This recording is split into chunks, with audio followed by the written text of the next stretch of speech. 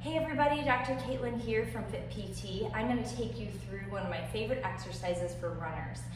This is an exercise that is going to help get you in the proper form for running, especially if we're going to start talking about increasing intensity of running up hills or speed. A lot of runners start to run more upright, whether they're running on a treadmill or just getting in a bad habit outside. So this is going to help facilitate that little slight forward lean that we want while we're running. And then we're also going to be working up the whole posterior chain, so the back of the leg on whatever leg we have in front, okay? So we're working on activating the calf, the hamstring, the glute, all the way up to the core system.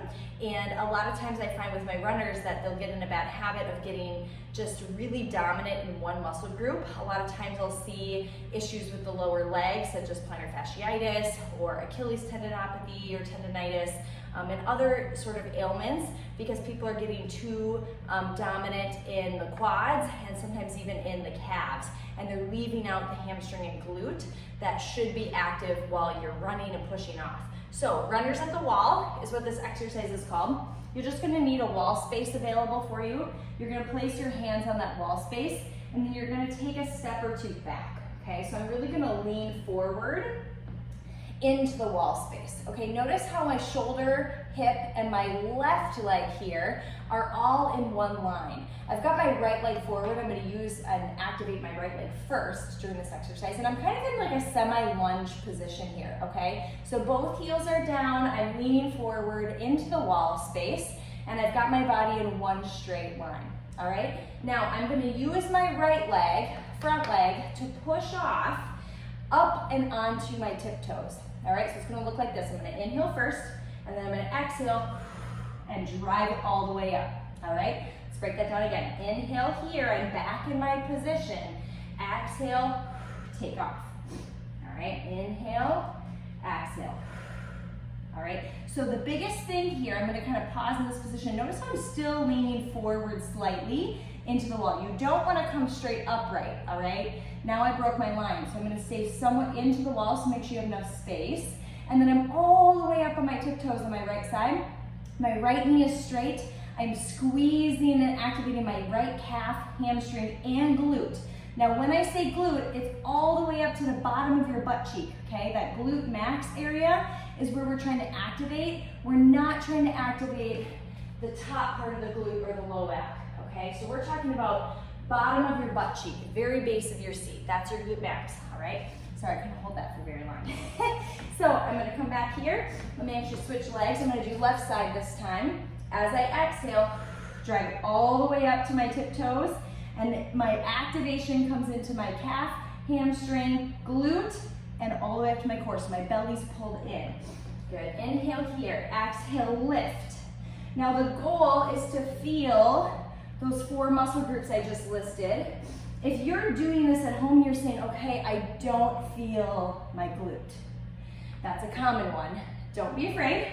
That's what this is gonna work on. So this is not so much a strength exercise as it is a retraining exercise. So we're retraining our brain and our body to connect. So we want those muscles, calf, hamstring, glute, core, active while we're doing this kind of running type motion.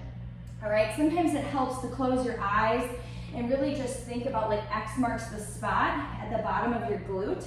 And sometimes you guys have to do like 20, 30 reps of these before you can start to feel it. And also, don't be discouraged if you do 20 to 30 reps and it doesn't happen the first time. It sounds kind of silly, but I actually want you to keep trying this and keep focusing in on it.